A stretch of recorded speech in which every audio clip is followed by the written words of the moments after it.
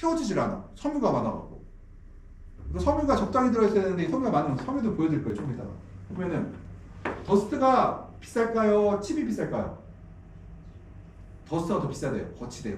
그러니까 여기서 말하는 아주 가는 미세한 거는 싼데 이게 조금 거친 것들, 약간 굵은 것들은 비싸다는 거예요. 근데 여기서 이제 실질적으로 이제 앞으로 현장에서 있었을 문제 중에 하나가 있는데요. 내가 수경재배를 해서 호이어 배지를 사용하고 있는데 배지가 부풀어 오지 않아. 왜 부풀어 오지 않을까요? 파이버가 많아서 더스트가 문제라서. 더스트가 미세하면요 부풀어 오지 않아요. 이게 배지가. 아주 질이 나쁜 더스트를 쓴 경우, 가루를 썼을 경우에는 배지가 부풀어 오지 않고 그냥 납작한 상태를 유지하고 있다. 이 배지가 내가 호습을 했는데도 불구하고 20m 꼭 빠방하게 차야 되는데 안 차고 반만 찼거나 뭐 3분의 2만 찼거나 그랬다는 얘기는 질이 나쁜 더스트가 들어있다는 얘기예요. 이것들은요. 그래서 상식적으로 알고 있고 나중에 업자하고 얘기 나왔는데 내가 배지가 문제가 있다 그러면 당신네 배지에 질이 나쁜 더스트가 많이 들어있기 때문에 이런 문제가 발생했다 이렇게 얘기를 할 수가 있어요. 이렇게 얘기를 해야 돼요. 이것들이. 우리가 현장에는 코이어 하고 더 코코피트, 코코더스트를 사용하는데요. 코이어 우리가 일반적으로 뭐 어떤 용어를 사용해야 돼요? 코코피트란 말을 써요? 코이어를 써요? 코이어라는 용어를 사용해야 된다. 코코피트는 상표명이에요. 무슨 상표명이냐? 코이어로 처음에 배지를 만든 사람 회사가 코코피트라는 회사에서 코이어로 배지를 만들었거든요. 그래서 우리로 말하면 야구르트죠. 야구르트. 한국 야구르트 가다가 요거트가 야구르트 돼버렸잖아요. 이것도 코코피트가 원래는 상표명이고 우리는 코이어로 사용한다. 원칙적으로는. 그리고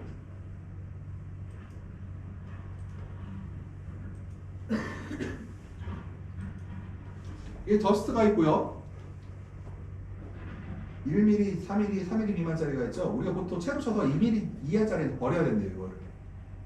보통 4mm 이상만 써야 되고요. 보통 이거 써야 되고 여기 걸 써야 되는데 이거 쓰면 이게 훨씬 이거 엄청 싼 거래요. 이건 버리는 거라고 하더라고요. 이거는.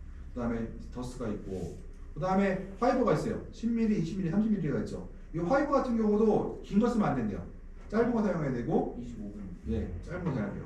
그래서 이게 길면은 코이어 배지가 성형이 안 돼가지고 무너져요. 이것들이요. 그래서 칩이 있는데 요 12mm하고 25mm 있잖아요.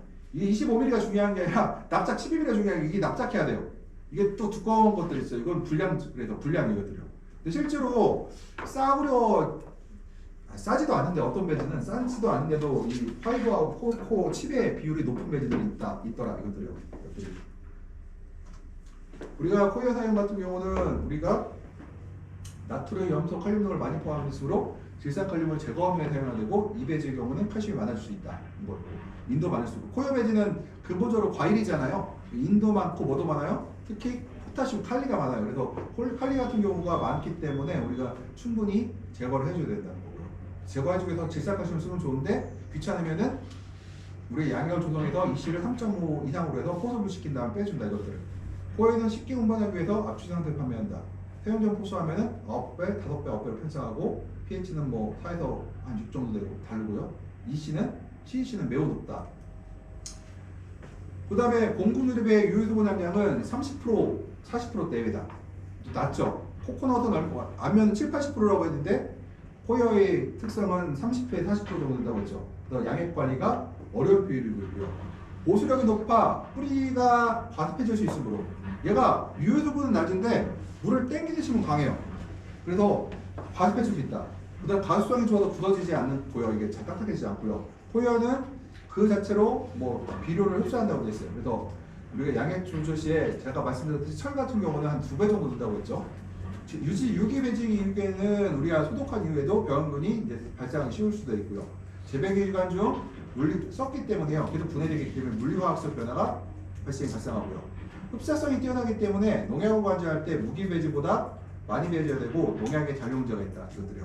그리고 관주할 때 코이어 배지가 더 많은 약을 필요로 한다는 거예요. 왜냐면 배지의 볼륨도 크거든요. 일단요. 코이어의 장점은 절에 싸다는 거, 그다음 버리기 쉽다는 거. 단점은 어때요? 농산물이니까 다 다르죠. 배지마다 다르고 배지 하나에도 1m짜리 배지가 있어요.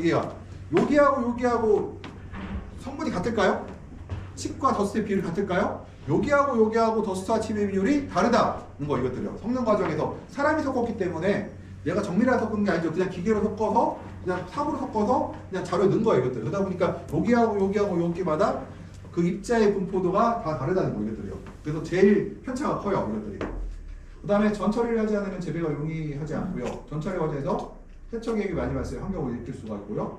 그 다음에 세척 과정에서 빨간물이 나온 경우가 있죠. 빨간물이 나와서 이제 민원이 발생할 수도 있고, 과습 폐짐으로 급여 관리가 어렵고,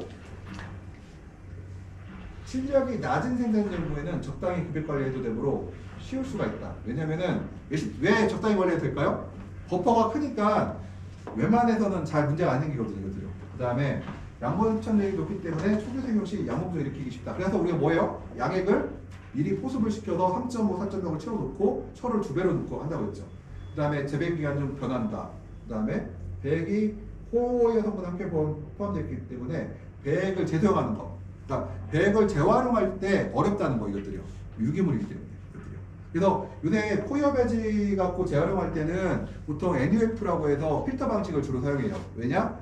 UV 방식은 이게 UV가 직진하는 거리가 1cm가 안 나가거든요. 맑은 물에서. 근데 이 포여 배지 같이 약간 색깔 있는 물에서는 그것보다 짧게 나가요. 그래서 우리가